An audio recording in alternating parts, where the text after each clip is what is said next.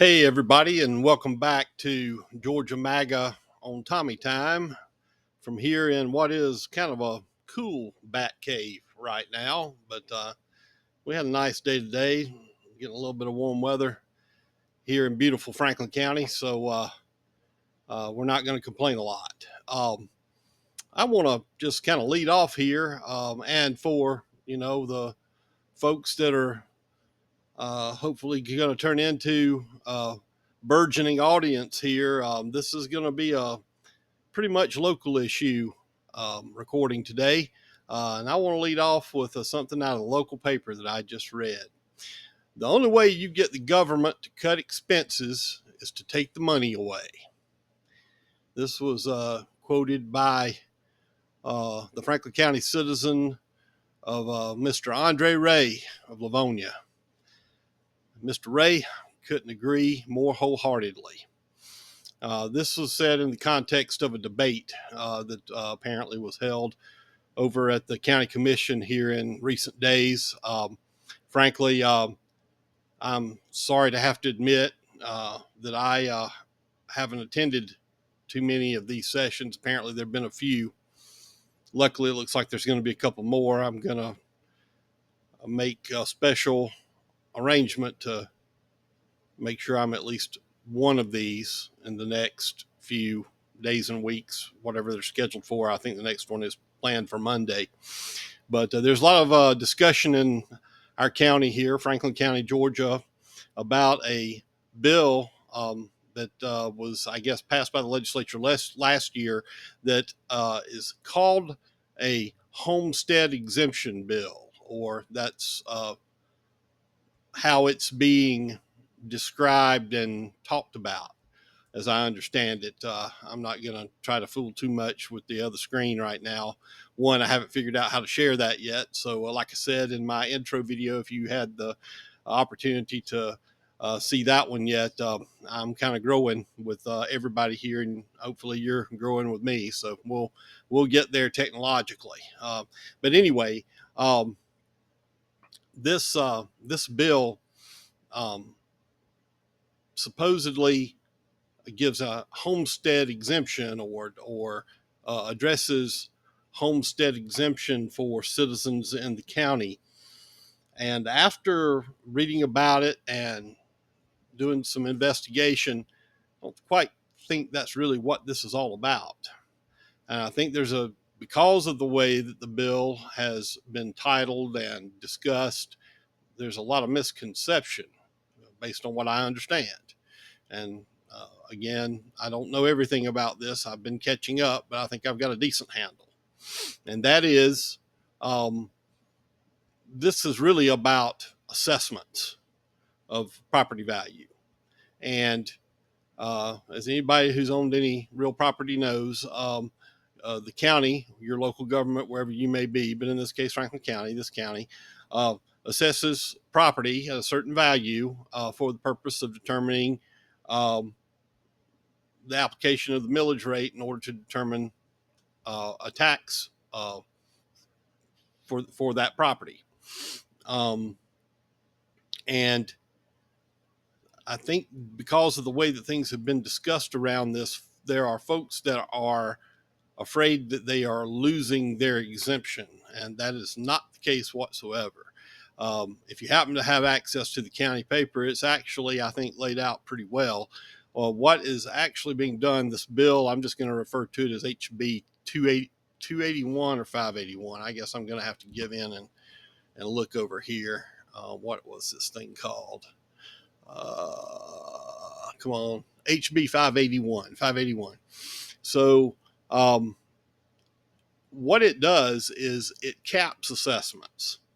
So say your house, your property, house and land, say, is valued by the tax commissioner's office, is assessed, not valued, assessed at $300,000 for this year. Then this bill, according to what it sets out, will not permit that assessment to increase beyond the rate of inflation for the prior year. So if this year's inflation rate is 3%. Next year, your assessment's going up 3%. So 3% of $300,000 is what? $3,000. Oh, no, $9,000. I'm sorry. So that would be the assessment on that property that would be the maximum assessment. It might be lower based on the millage rate. Well, actually, it would be different than that based on the millage rate. But anyway, just at say a factor of 1.0 or whatever multiplier you want to put in there, for sake of this example, it would be $9,000. I'm sure Bobby Martin will call me up or send me an email and tell me where I'm wrong if I got that wrong. But I know on solid ground that we're talking about a assessment tied to the inflation rate for the prior year's rate of inflation. And what seems to be obviously the heartburn among our decision makers, our county commissioners, and our city governments is that obviously this would limit the amount of money that they otherwise might have gathered from that property due to the cap. And there's a good deal of argument in this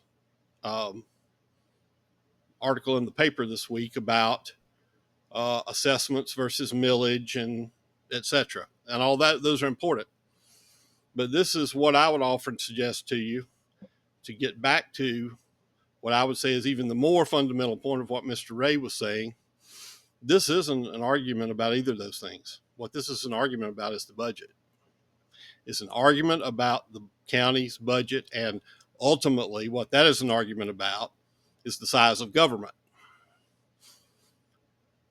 So this comes back to, is the citizenry committed enough to hold their leadership accountable to what kind of government they want to have?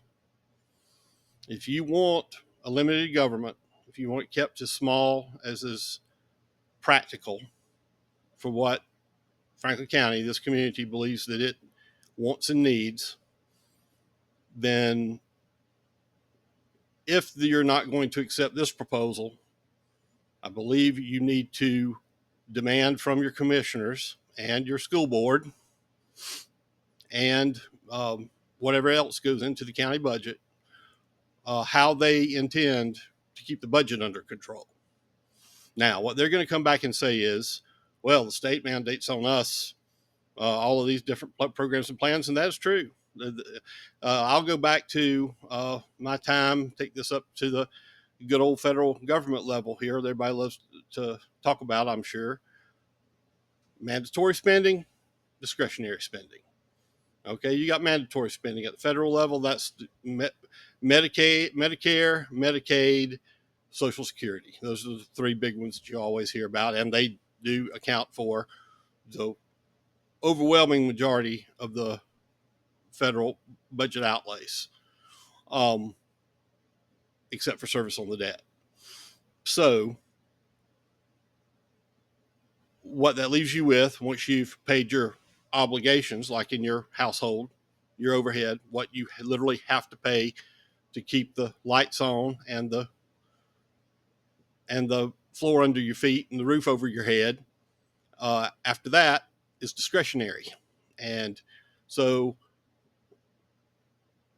what this argument really ought to be about is, what is the local government spending at a discretionary level? Now,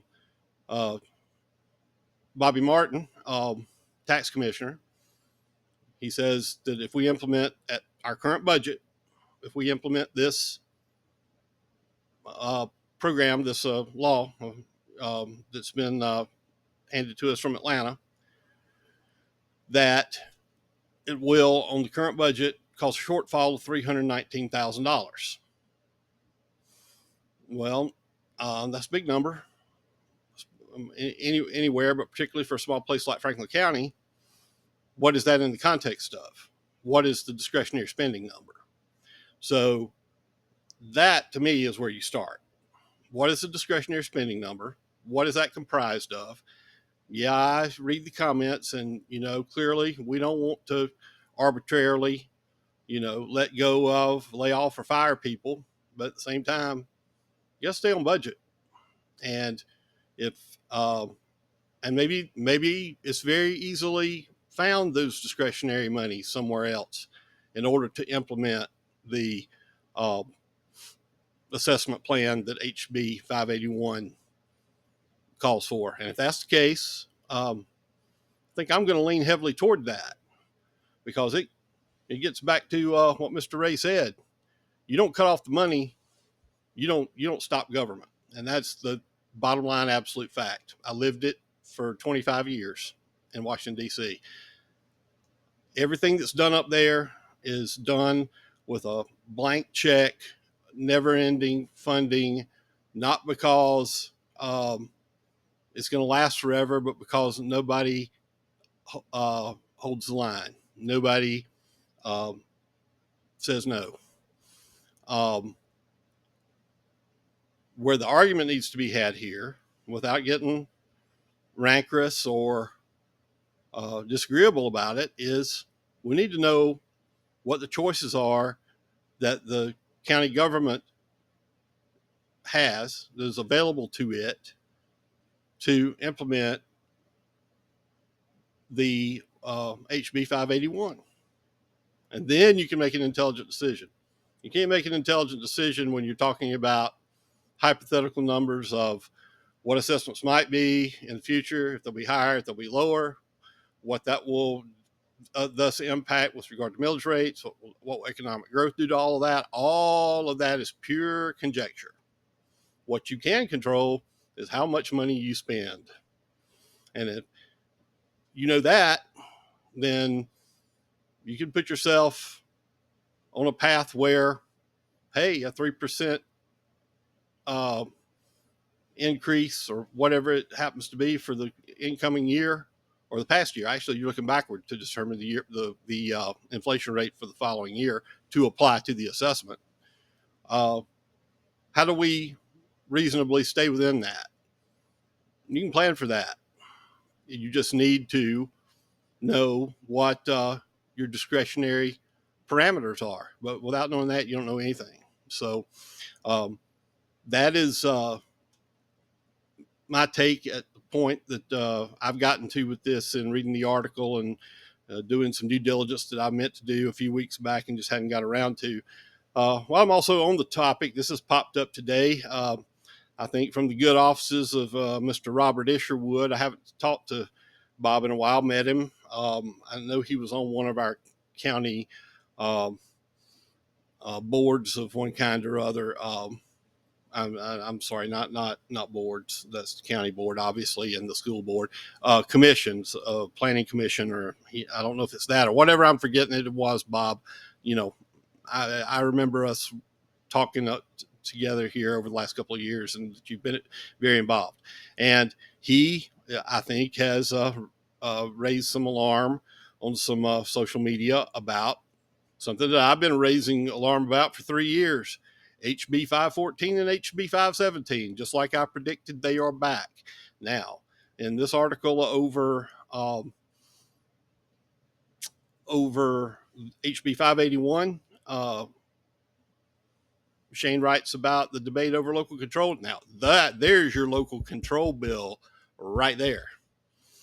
HB 514 and 517, I'll have to go back and fix and determine just exactly which one is which. One's a little more expansive than the other. But one of those basically forces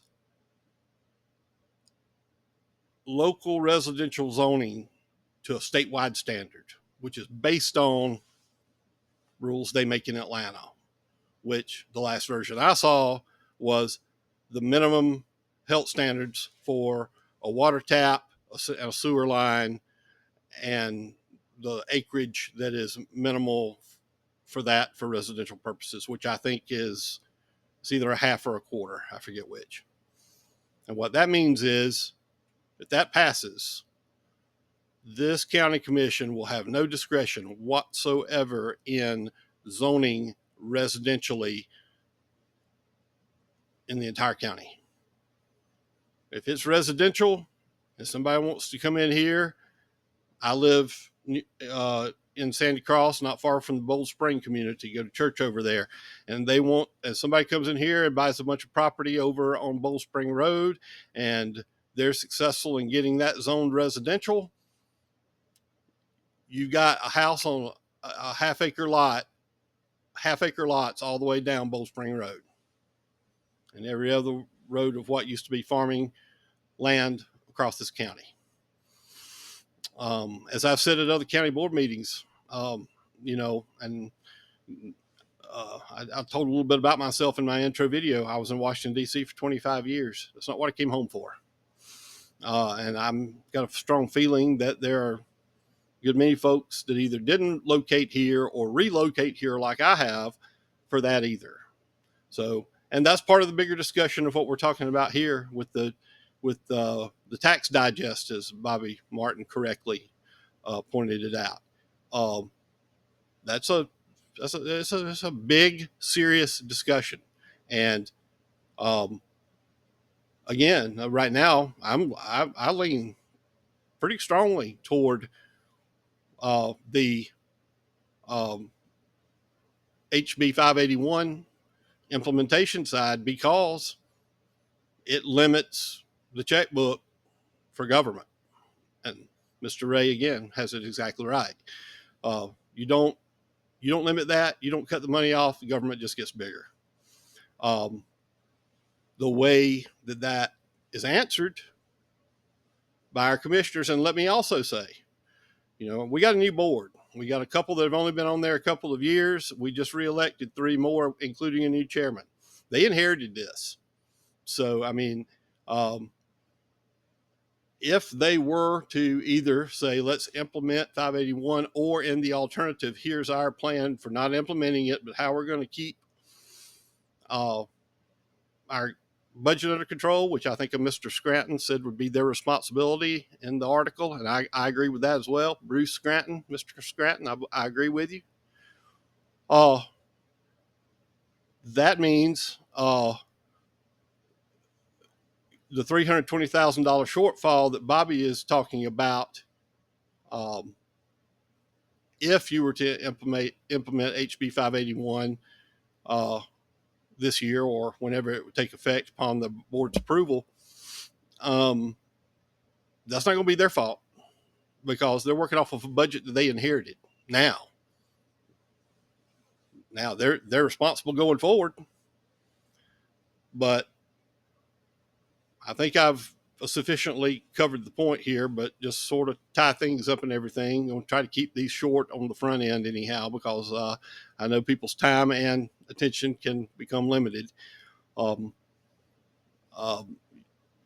There's going to have to be some, not just commitment on the part of the board, but some accountability toward them being held to account by taxpayers, not just, showing up when you get upset. Right now, I have to put myself in that category because I did know about this legislation. I hadn't gotten to a meeting yet, but I'll be there. I'll be there Monday. And the conversation needs to be constructive. At the same time, respecting the fact that there are a lot of us that believe that you don't keep your government small by writing eternal blank checks, which without some form of control, whether it's HB 581 or some other mechanism or plan that the board commits to, that will accomplish that. So that's what I got today. If you happen to see this and found it somewhat informative, I would definitely appreciate you coming back and seeing us next time. There's a share, a like, and a what's the other thing? I forget, subscribe button. There we go. Somewhere around here on this YouTube stuff I'm trying to learn how to use. And we'll see you for the next installment, and I'll get around to some national politics one of these days. But this one I think is hot for our local guys, and I I just wanted to get something to inform for no other reason that, I'll really conclude with this, that the folks need to get to one of these meetings. I think the next two scheduled, it's in the article in the County Citizen, if you can get your hands on it, are the 3rd of February and the 9th of February. And I believe those dates are, yeah. Commissioners will hold their final two hearings on the House Bill 581 February 3rd at 9 a.m. and 5:30 p.m. Oh, okay. I thought they were two different dates. It's only one date. I read this wrong the first time. So if this is correct, we probably want to verify on the county website. I think that is franklincountygA.gov, if I'm not mistaken. But again, just Google Franklin County, Georgia, you'll find it. They always post the county board meeting schedules there. But if that is correct there, what the paper says is February 3rd at 9 a.m. and 5:30 p.m. to be held at the Franklin County Justice Center. So we'll see you there. Like, share, and subscribe. See you later.